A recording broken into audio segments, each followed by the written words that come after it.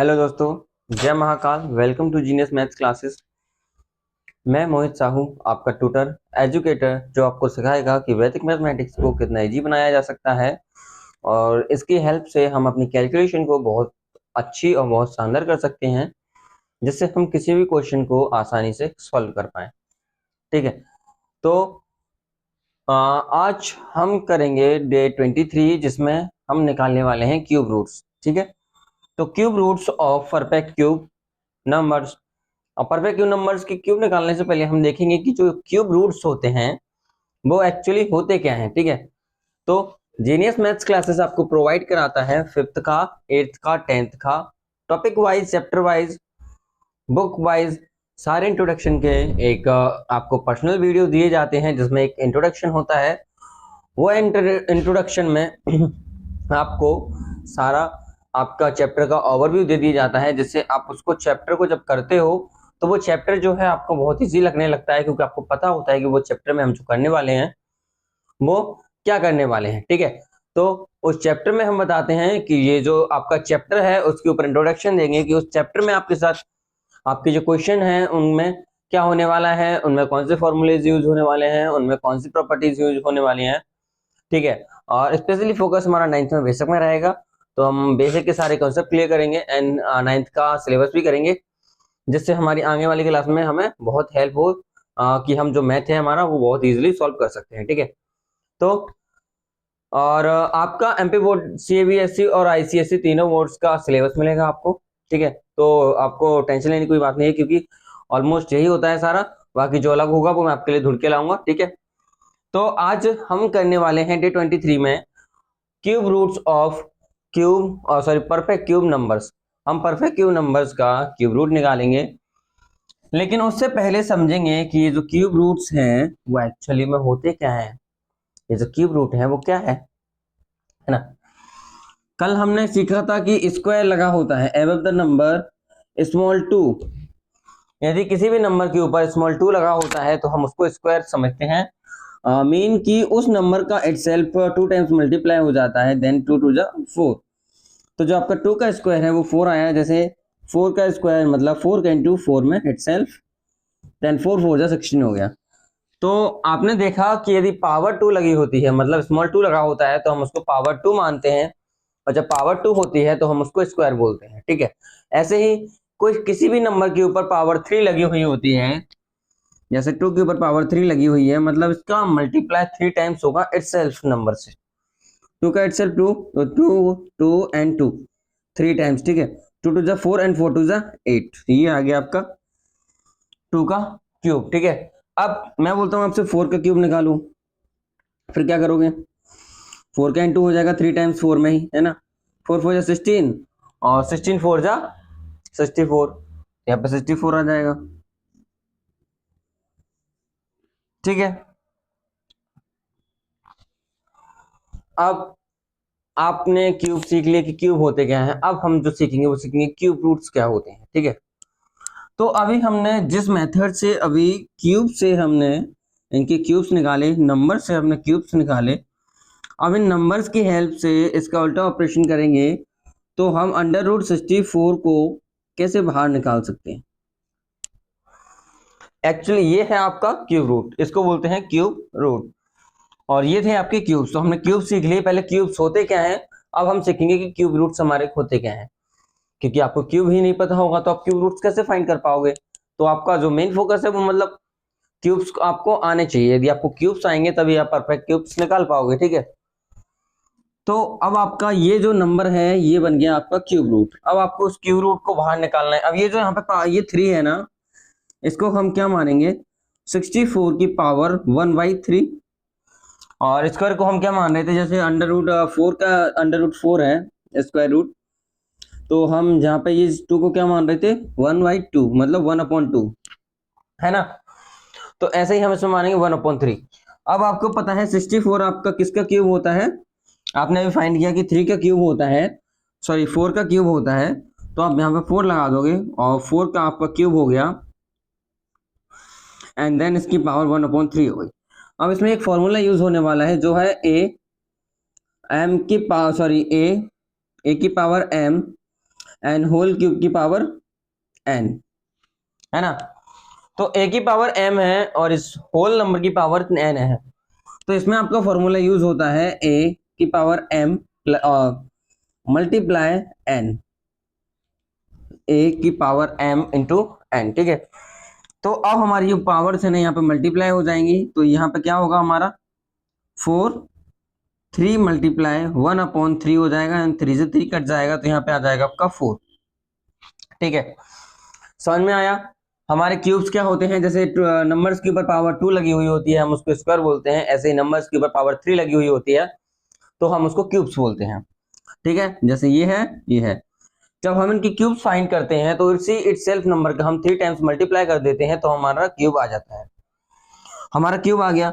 अब इस क्यूब से हम क्यूब रूट्स निकालने होते हैं, तो हमारा ये जो नंबर्स है उन नंबर्स के ऊपर क्यूब लगा हुआ होता है, उस पर 3 लगा हुआ होता है, मतलब क्यूब रूट है। उस क्यूब रूट को निकालने के लिए हम क्या करते हैं, ये जो 3 है इसको हम क्या मान लेते हैं 1/3, और ये आपको पता होना चाहिए कि ये स्क्वायर क्यूब किसका है, 64 आपका क्यूब है 4 का, तो आप 4 पे क्यूब लगा दोगे, देन आपकी ये मेथड बन जाएगी। फिर इसके बाद आपको पता होना चाहिए कि जो a की पावर m की पावर n होता है उसको हम लिख सकते हैं a की पावर m इंटू n, तो यहाँ पर आप a की पावर m इंटू n कर दोगे तो 3 से 3 कट जाएगा, 4 की पावर 1 मतलब 4 ही, तो यहाँ पे आ गया 4, ठीक है।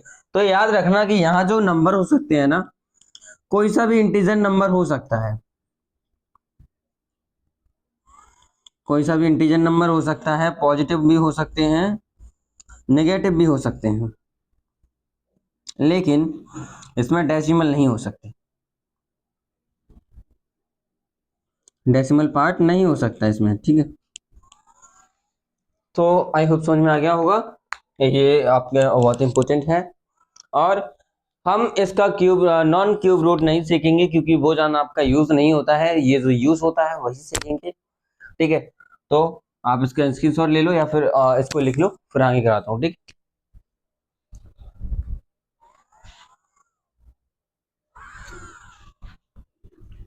ठीक है, तो अब जैसे मैंने आपको स्क्वायर्स में बताए थे कुछ मेथड्स, वैसे ही मैं आपको बताऊंगा यहाँ पर इसके कुछ मेथड्स, ठीक है। एक मिनट रुकना।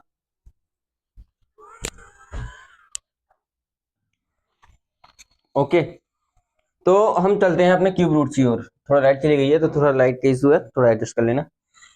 तो अब मैंने कुछ मेथड्स आपको स्क्वायर्स में बताई थी, तो ऐसे ही मेथड्स में आपको क्यूब में भी बताऊंगा, जिसकी हेल्प से आप इसके जो स्क्वायर रूट्स हम जो क्यूब रूट्स को सॉल्व करेंगे तो with in easily in seconds में यूज हो जाएंगे, सरल इजिली सॉल्व हो जाएंगे। तो ये देखो, ये क्या है 1, 1 का जो आपका क्यूब होता है वो क्या होता है, 1 का आपका क्यूब 1 होता है, 2 का आपका होता है 8,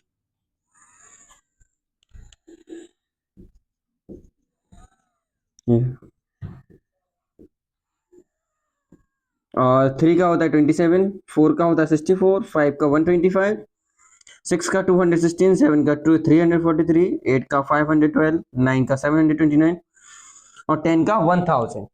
अब इसको हमने क्यों किया, हमें पहले तो 10 तक क्यूब्स लाइन होने चाहिए क्योंकि ये बहुत ज्यादा इंपॉर्टेंट है। यदि हमें ये क्यूब्स लाइन नहीं होंगे तो हम जो क्यूब रूट्स निकालने वाले हैं वो भी नहीं निकल पाएंगे, ठीक है। तो आपको क्यूब रूट्स होना बहुत जरूरी है, लाइन जाना नहीं 10 तक कर लेना, और 11 और 12 का लिख देता हूँ वो भी कर लेना, ठीक है। 11 का जो क्यूब होता है वो होता है 1331, इजी होता है, और जो आपका 12 का होता है वो भी बहुत इजी होता है, वो होता है आपका 1728, ठीक है। तो हमें ये लाइन रखने हैं। अब मैं आपको एक चीज बता देता हूं, अब हम इसमें क्या देखने वाले हैं, यूनिट डिजिट देखने वाले हैं। तो इसमें यूनिट डिजिट क्या है, बहुत ज्यादा इजी है। उसमें हमें कुछ नंबर्स को छोड़ना पड़ रहा था और कुछ नंबर्स को पता करना पड़ रहा था कि जो दो दो नंबर्स में यूज हो रहे थे। इसमें क्या होगा, इसमें एक यूनिट डिजिट एक ही क्यूब में यूज होने वाला है, दूसरे में नहीं होने वाला है। और सबसे इंटरेस्टिंग बात, हमें ज्यादा ढूंढने की जरूरत नहीं पड़ेगी, क्योंकि यदि हम ऑड नंबर का क्यूब करते हैं तो हमारा कोई भी ऑड नंबर ही आएगा, ऑड नंबर ही आएगा, ठीक है। अब यदि हम किसी इवन नंबर का क्यूब करते हैं तो हमारा इवन नंबर ही आएगा,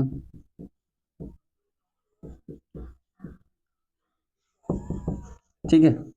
तो समझ में आया, यदि हम किसी ऑड नंबर का क्यूब निकालते हैं, odd into odd into odd, तो जो आपका क्यूब आने वाला है वो ऑड ही आने वाला है। यदि आप इवन का निकालते हो, इवन का cube, even into even into even, then उसका आंसर भी आपका इवन का ही आने वाला है। अब कितना भी बड़ा नंबर हो, यदि इसका यूनिट डिजिट जो है इवन है तो उसका जो क्यूब आने वाला है वो भी इवन ही आने वाला है, ठीक है। यदि वो इवन नहीं है, ऑड है, तो वो जो आने वाला है वो ऑड ही आएगा, ठीक है। तो इसमें कंफ्यूज होने की जरूरत नहीं है, बहुत इजी है। अब हम देखेंगे इसकी यूनिट डिजिट्स। तो यूनिट डिजिट्स में बता देता हूं, ठीक है। देखो 1 में 1 आ रहा था, 2 में 8 है, 3 में 7 है, 4 में 4 है, 5 में 5 है, 6 में 6 है, 7 में 3 है, 8 में 2 है, 9 में 9 है और 0 में 0 है। ये तो देखो 1 में 1 और 2 में 8।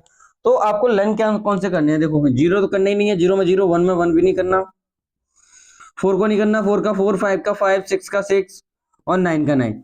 आपको करना है सिर्फ 2 का, 3 का, 7 का और 8 का, क्योंकि 2 से 8 का, 2 का क्यूब होता है 8 और 8 के क्यूब में यूनिट डिजिट आता है 2, तो 8 का 2, 2 का 8 कर लेना, ठीक है। मतलब यदि 2 है यूनिट डिजिट तो उसका क्यूब 8 आएगा, यदि 8 है यूनिट डिजिट तो उसका क्यूब 2 आएगा, है ना। अब आता है हमारा 3। यदि 3 किसी का यूनिट डिजिट है तो क्यूब करोगे तो आपका 7 यूनिट डिजिट आएगा। यदि किसी का 7 यूनिट डिजिट है उसका क्यूब करोगे तो उसका यूनिट डिजिट क्या आएगा? 3 आएगा। देखो 2 के करने से 8 आ रहा है और 8 के करने से 2 आ रहा है ना। 3 के करने से 7 आ रहा है और 7 के करने से 3 आ रहा है। इजी है। देखो 0 का करोगे यूनिट डिजिट तो 0 ही आएगा, 1 का यूनिट डिजिट 1 ही रहेगा, 2 का यूनिट डिजिट 8 हो जाएगा, 3 का यूनिट डिजिट 7 हो जाएगा, 4 का 4 हो जाएगा, 5 का 5 हो जाएगा, 6 का 6 हो जाएगा आपका, 7 का 7 हो जाएगा, सॉरी 7 का 3 हो जाएगा एंड 8 का 2 हो जाएगा और 9 का 9 हो जाएगा आपका, ठीक है। समझ में आ रहा है? इसको स्क्रीनशॉट ले लो या इसको नोट कर लो, फिर हम इसके क्वेश्चंस को लगाते हैं, प्रैक्टिस करते हैं, ठीक है। ठीक है, आप सॉल्व करते हैं एक क्वेश्चन। देखो पहले ये थोड़ा डिफिकल्ट है, इसको करने से पहले मैं आपको एक इजी एग्जांपल दे देता हूँ। फॉर एग्जांपल आपको 64 का क्यूब रूट निकालना है, 125 का निकालना है और आपका 729 का निकालना है। हम पहले इसका क्यूब रूट निकाल के देखेंगे, ठीक है। क्योंकि हमें क्यूब्स लर्न है तो हम इसका इजीली निकाल देंगे। आप चाहो तो निकाल सकते हो। 64 4 का होता है, 5 का होता है 5 और 9 किस में आता है? 9 में, ठीक है। आपने क्यूब रूट से फाइंड कर लिया कि ये किसके होते हैं, लेकिन एक चीज और, अब आपने ये तो फाइंड कर लिया, बड़े कैसे फाइंड करोगे? तो आप इसमें एक चीज और कर सकते हो जो मैंने बताया था। जैसे ये है 64 का क्यूब रूट, तो आप क्या करोगे? पावर हो जाएगी आपकी 3, 1/3। आप क्या करोगे? 64 किसका क्यूब होता है? 4 का, 4 का क्यूब हो गया, पावर 1/3 हो जाएगी। और 4 का देखो क्यूब होगा तो 3 इंटू 1/3 हो जाएगा, तो 3 से 3 कट जाएगा, तो क्या बचेगा आपका? 4 अकेला। तो ये 4 का आ गया है ना, 4 आ गया था हमारा। और ये हमने कैसे किया? a की पावर m की पावर n से, ठीक है, इससे किया हमने। अब हम इसको फाइंड करने वाले हैं। देखो ये जो नंबर है, यदि कोई भी कितना बड़ा भी नंबर हो, आप छोटे तो निकाल ही लोगे, इजी होते हैं, बड़े कैसे निकालेंगे? अब इसमें क्या करने वाले हैं, ये जो बड़ा नंबर है ये हो तो हम इसको क्या कर देंगे? यूनिट डिजिट के 3 नंबर्स को साइड में ले लेंगे। ये जो 3 नंबर्स हैं इनको, या कोई भी नंबर हो, ये होगा तो इसके 3 नंबर्स ले लेंगे, है ना। कोई भी नंबर हो, यदि कितना ही बड़ा नंबर हो, हमें बस उसके क्या करना है? यूनिट डिजिट के 3 नंबर्स लेने हैं, ठीक है, ले लिए। अब हम स्टेप फर्स्ट में क्या करेंगे? इसका यूनिट डिजिट लेंगे, पहले ही पूरा नंबर ले लो, 287496। हमने इसका यूनिट डिजिट लिया 6, और 6 किसके स्क्वायर में आता है? 6 है इवन, तो हम किसके में देखेंगे? 2 के में, 4 के में, 6 के में और 8 और 0, है ना। तो 0 छोड़ो, 0 में 0 आता है, 8 में 2 आता है, 2 में 8 आता है, 4 में 4 आता है और 6 में 6 आता है। तो अब जी हमारा यूनिट डिजिट जो 6 है वो किसका होगा? हमारा 6 का होगा, क्योंकि 6 का क्यूब क्या होता है? 6 का क्यूब होता है 64, और सॉरी 6 का क्यूब होता है हमारा 216, जिसका यूनिट डिजिट क्या है? हमारा 6, ठीक है। तो अभी हम जैसे वो लिख रहे थे ना, पहले इस नंबर को निकाल लिया, उससे पहले वाला रिमेनिंग नंबर निकालेंगे। अब जो बाकी के 3 नंबर बच रहे हैं वो क्या है? 287। तो स्टेप सेकंड में हम क्या करेंगे? स्टेप सेकंड में 287 है। अब इसको क्या लिखेंगे? क्यूब रूट में लिखेंगे 287। हमें नहीं पता कि 287 जो होता है वो किसका क्यूब रूट होता है, किसका क्यूब रूट होता है, ठीक है। लेकिन हमें इससे छोटे और इससे बड़े तो पता होंगे। तो देखो 287 से छोटा क्या होगा, 216 हो सकता है, जो हमारा किसका क्यूब होता है, 6 का। इससे बड़ा 7 का, इससे बड़ा किसका होगा, हमारा 7 का क्यूब, जो कितना होगा 343, है ना। अब देखो ये जो नंबर है इससे छोटा है तो यही आएगा, क्योंकि हमने यदि ये वाला नंबर लिया तो ये बड़ा हो जाएगा, तो गलत हो जाएगा, तो हम कौन सा लेंगे ये। अब ये किसका क्यूब होता है, ये होता है 6 का, तो हमारा यहाँ पे क्या आ जाएगा 6। तो इसका जो आंसर होगा वो हो जाएगा 66 का क्यूब रूट होगा ये नंबर, किसका होगा 66 का क्यूब रूट होगा ये नंबर, ठीक है। आप निकाल सकते हो आप, ठीक है, समझ में आ गया होगा। पहले हमने क्या किया, स्टेप 1 में हमने यूनिट डिजिट निकाली, यूनिट डिजिट हमें पता चला कि किसके क्यूब में आते हैं, हमने उसका वो लिखा पहले।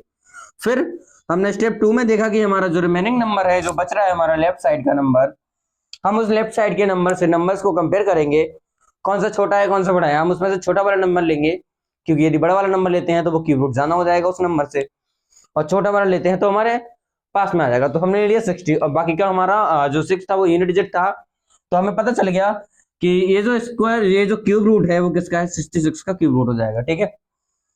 तो उम्मीद है आपको समझ में आ गया होगा। नोट कर लो इसको, इसका स्क्रीनशॉट ले लो, मैं आगे कराता हूँ क्वेश्चंस।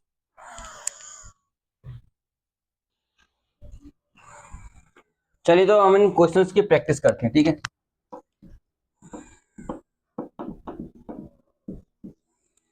ये दिया है हमारा नंबर 205 और 379। हम इसमें क्या करेंगे, एक बार और हम इसको थोड़ा स्टेप से समझेंगे, फिर उसके बाद ये जो बाकी के 2 हैं हम इनको फास्ट करेंगे, जिससे हमारी कैलकुलेशन भी फास्ट हो सके। हमारी जो एक क्वेश्चंस करोगे आप इन सिंगल लाइन में, अपनी कैलकुलेशन को फास्ट करके विद इन सेकंड्स कर पाओ, ठीक है।